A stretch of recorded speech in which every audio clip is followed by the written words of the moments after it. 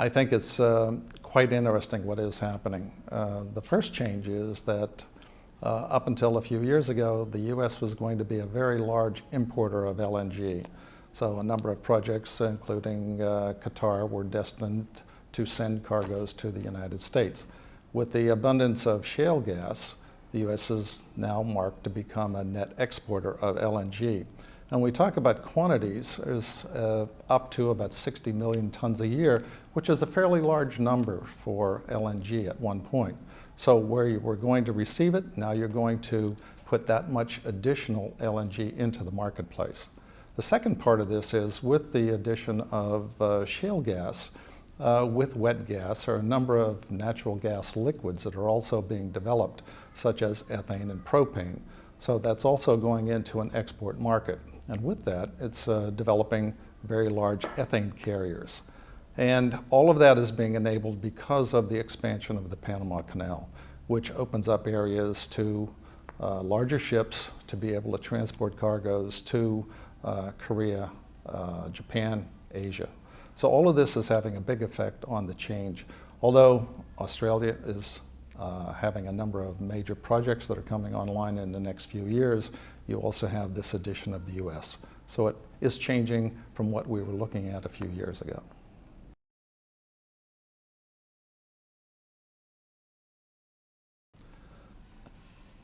The biggest challenge to start with is the lack of an existing infrastructure. The first part of that is an established set of rules or criteria that the regulators can use to assess how the projects are going to work using LNG as fuel. The IGF code is being developed, but it's still in draft form, which is an international guideline. But the class societies, such as ABS, have developed criteria that can be used. And working with the regulators, we can help come up with a criteria to assess and be able to approve projects as they move ahead.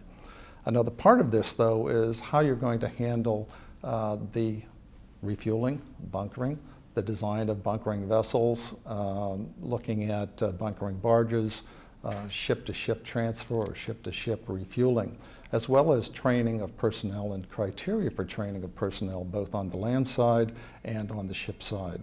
So all of these things are being developed on a global basis. And quite a bit of this is being required or influenced by the emission control areas that went into effect in the U.S. and the North Sea of reducing emissions to 1% sulfur as of the 1st of January this year.